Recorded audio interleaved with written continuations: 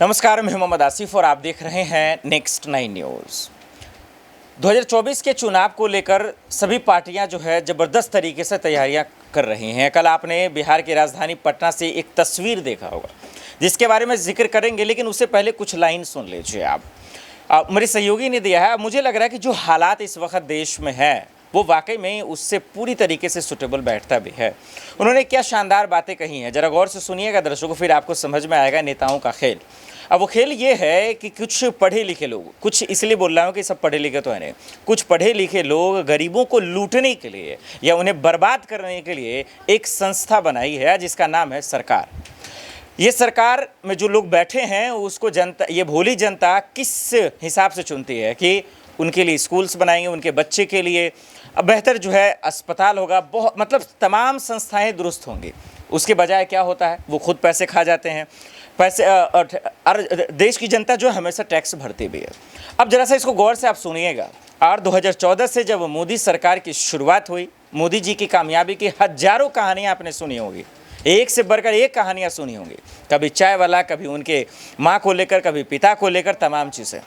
लेकिन कुछ 5 ऐसे मंत्र भी हैं जो आपको समझने चाहिए कि 2014 के बाद से मोदी जी ने बहुत सारे फैसले किए, लेकिन 5 ऐसे फैसले, या उसको मंत्र कहें या उसको फैसले कहें या ऐलान कहें, या तो देश के लिए बर्बादी का जो है जड़ बन गया, या कहीं ना कहीं जो है देश की संस्थाओं को बर्बाद करने का जड़ बन गया। इसमें सबसे ज़्यादा अगर कोई पिसा तो वो है गरीब। और इसीलिए मैंने वो लाइनें दर्शकों को कही है। आप इस पर जो मशवरा होगा जरूर हमें कमेंट कर बताइएगा।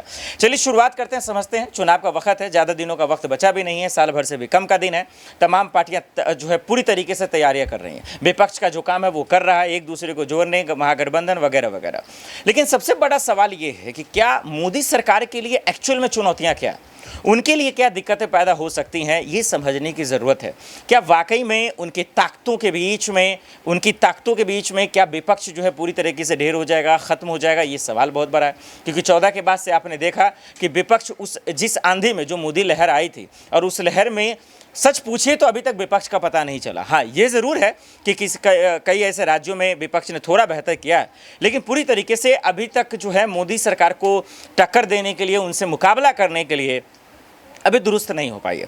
चलिए सबसे पहले मोदी जी के कामयाबी को समझते हैं, उनके ताकतों को समझते हैं, उनकी मजबूती को समझते हैं कि क्या है उनकी मजबूती, कि अगर चुप भी रहें या कुछ ना भी करें फिर भी जो है वो जीत जाते हैं। उनका एक कदम ही जो है वोटों का एक वर्ल्ड बैंक बन जाता है।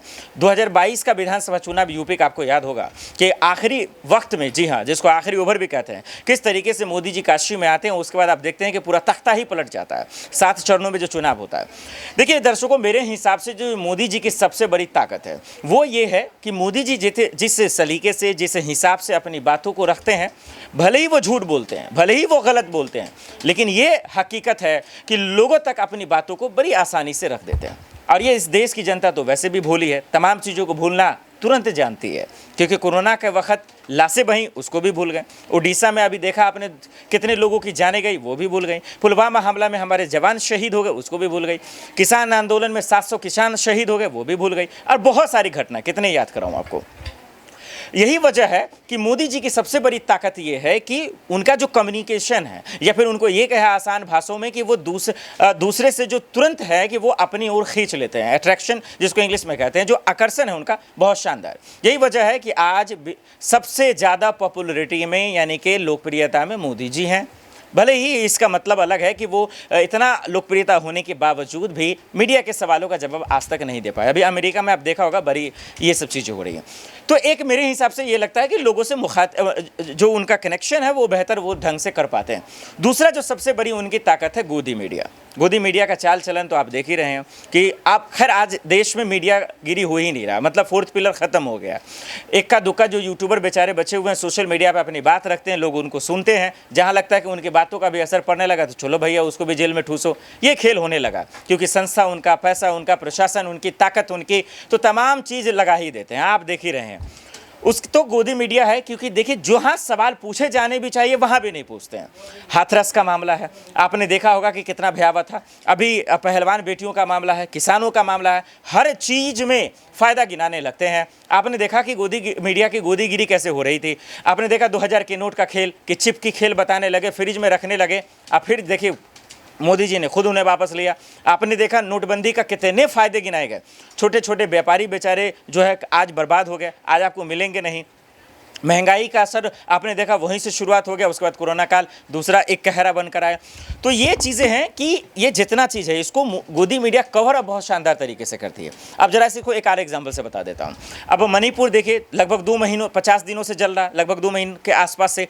अब अमित शाह जी के उसके बावजूद नहीं रुक रहा है। अब इस पर एक सवाल आप नहीं देखेंगे। तो बहुत सारी चीज़ें हैं जहाँ पे गोदी मीडिया इनकी सबसे बड़ी ताकत है। मैं इसको एक नंबर पे हालांकि रखने की कोशिश करूँगा। अब उसके बाद जरा सा आइए, जो मसले हैं, मोदी जी ने जिस चीज़ों पे वो काम किया है, जो राष्ट्र के मुद्दे बनाए गए हैं, जैसे कि धारा 370 का आप जिक्र करें, ट्रिपल तलाक का जिक्र करें, हालांकि सब इनसे परेशान है, चाहे किसी भी कास्ट में हो। अब जरा से सोचिए आप, एक यूसीसी की खूब चर्चा हो रही है, फिर वो इसीलिए लिया जा रहा है, उसका ढोंग इसीलिए है। इस पर थोड़ा सा मैं एक बात इसलिए रखना चाहूँगा। अब सोचिए कि यूनिफॉर्म सिविल कोड का जो खेल है, इसका था पता नहीं है, अभी CANRC देखा, आज तक लागू नहीं हुआ। शोर शराबा, ढोल ढरावा कितना पीटा गया ये आपने देखा, बस सिर्फ इसलिए ताकि हिंदू मुसलमान करे, चीज़ों को लपेटा जा सके। तो यहाँ पे एक चीज़ सोचिए दर्शकों कि ये फिर इसीलिए लाया जा रहा है। अरे कोई खेल नहीं है ना, तो इसको हिंदू से, मुस्लिम को हिंदू, किसी को किसी से तकलीफ नहीं, सब अपना ठीक आसानी से रह रहे हैं, खा पी रहे हैं। लेकिन भाई नेताओं को तो अपना भी नेतागिरी करनी है, उनको तो पॉलिटिक्स करनी है। और यही वजह है तमाम चीज़ें, क्योंकि देश का जो कानून है वो हिंदू मुस्लिम के हिसाब से नहीं बनता है, वो सबके लिए बराबर बनता है। क्योंकि आप हेलमेट पहन के नहीं जाएंगे तो 500 रुपये आपको हिंदू को भी देना होगा, मुस्लिम को भी देना पड़ेगा। वहाँ पर ये नहीं देखता आधार कार्ड में कि MD लगा है कि नहीं लगा हुआ है। तो ये चीज़ें समझनी चाहिए। तो खेल शुरू हो गया। तो उनकी ताकत क्या है? तो तीसरी ताकत जो सबसे बड़ी है कि हर एक मसले पर हिंदू मुस्लिम खोजना है। जैसे कि किसान आंदोलन में आपने देखा कि किस तरीके से जो है बड़े किसान, छोटे किसान, गरीब किसान, अमीर किसान करने लगे। अब मवाली खालिस्तानी तमाम चीज़ तो आपने सुना। अभी पहलवानों में भी जाट वर्सेस जो है ठाकुर की लड़ाई कर दिया गया हर एक एंगल में। मतलब जितना किसी ने जिंदगी में नहीं बताया होगा, ये कुछ सालों में ही आप ये देख चुके होंगे। तो धारा 370 का भी मसला वही था, क्योंकि जम्मू कश्मीर का मामला, और आज तक भी कितने बुरे हाल है वो आप बेहतर तरीके से जानते हैं। बहरहाल उसके बाद राम मंदिर बीच में, तो ये भी इनकी बहुत बड़ी ताकत है। तो ये तमाम जो दर्शकों अगर और तो बहुत सारी चीज़ें हैं जो ये खुलडंके की चोट पे कहते हैं कि हमने ये तमाम चीज़ें की। इसका राम मंदिर का श्रेय भी पूरी तरीके से वही लेते हैं और ये इनकी ताकत भी है। अब इनके लिए चुनौतियाँ क्या हैं, क्योंकि वक्त की कमी है दर्शकों, इसलिए जल्दी जल्दी बताने की कोशिश कर रहा हूँ। चुनौतियाँ ये हैं कि देखिए उन्होंने बहुत सारे वादे किए जो आज तक पूरे नहीं हुए, वो एक लॉलीपॉप बनकर ही रह गया। लेकिन जनता थोड़ा सा तो अब दिमाग लगाती है। देखिए जनता भी इतना भली भोली है लेकिन इतना मूर्ख भी नहीं है जो आप उनको समझने की कोशिश करते हैं। तो ये ज़रूर है कि 2024 में मोदी जी के लिए चुनौतियाँ तो हैं, क्योंकि दिल्ली की कुर्सी पे कब्जा करने के लिए यूपी सबको पता है कि मजबूत करना होगा। अगर विधानसभा चुनाव में देखेंगे तो आंकड़ों में गिरावट आया है, इसीलिए जीत के बावजूद ज़्यादा बीजेपी जश्न मना भी नहीं रही थी और उतना खुश भी नहीं हुई। तो पहली चुनौती ये है कि जो आपने वादे किए क्या वाकई में फिर से वादे कर आप उनको जीत सकते हैं, ये तो रहेगा दूसरा। पहला। दूसरा कि देखिए कितना भली कुछ भी कर ली, देश में ढंढोरा पिट लीजिए कि विश्व गुरु फलना ढेकान, लेकिन जो लोग ज़मीन से जुड़े हैं वो आज भी महंगाई, बेरोजगारी, इन तमाम चीज़ों पे करेगा ही, क्योंकि महंगाई आज वाकई में है, ये बात तो आपको मानना पड़ेगा। बेरोजगारी जैसे मसलों पे काम बहुत कम हुआ, क्योंकि आज भी बहुत सारे बेरोजगार लोग हैं, तो ये इसका जवाब देना पड़ेगा, ये भी बहुत बड़ी चुनौती है। और सबसे जो अहम चुनौती ये है कि जिस तरीके से खुल्लम खुल्ला झूठ बोला गया है, जैसे कि आपने कोरोना के वक्त ऑक्सीजन की कमी से किसी की मौत नहीं हुई, ये तमाम चीज़ें आपने देखा, ये कहा गया वो भी बजबते। तो ये कुछ ऐसे झूठ हैं जो लोगों के जहन में बैठ गए हैं कि भाई ये नेता सिर्फ कहते हैं, चुनाव के वक्त कुछ और भी कहेंगे। और यही वजह है कि इसका फ़ायदा धीरे धीरे विपक्ष को मिला भी है। ऐसा नहीं है कि विपक्ष मेहनत कर रहा है तो उनको मिला है। हकीकत ये है कि बहुत जगह पर मोदी सरकार खुद बोलकर फंसी है, जिसकी वजह से इसका फ़ायदा उनको मिलता हुआ नजर आया।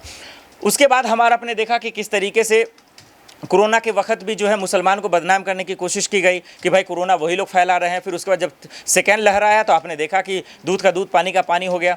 फिर उसके बाद जब किसान बैठे तो उसको मारा पीटा गया, डॉक्टर बैठे उसको मारा पीटा गया, सबको। तो ये समझ में आ गया कि भैया जो खेल ये लोग दरअसल गोदी मीडिया खिला रही है, दरअसल उसको समझना बहुत ज़रूरी है। और अब जनता इसको समझने लगी, यही वजह है कि अभी जो हिसाब किताब देना होगा। वहीं ED CBI का खेल, आज सत्यपाल मलिक का भी आपने खेल देखा होगा। तो ओवरऑल मिला के अगर ये देखा जाए तो मोदी सरकार के लिए चुनौतियां बहुत हैं और उन चुनौतियों से इन्हें मुकाबला करना पड़ेगा, क्योंकि कर्नाटक में अभी आपने देखा बजरंगबली तमाम चीज़ हिजाब का खेल किया गया। अब देखिए जिस शिक्षा मंत्री ने इस चीज़ को लाया वही हार गए, तो कितने अफसोस की बात है। तो ये समझ में आया कि जनता थोड़ा सा तो जागरूक हुई है। मैं इसलिए बार बार कह रहा हूँ कि मोदी सरकार या फिर तमाम नेता जो जनता को जितना भोली समझ रहे हैं या उनको मूर्ख समझ लें, ये उतने हैं भी नहीं।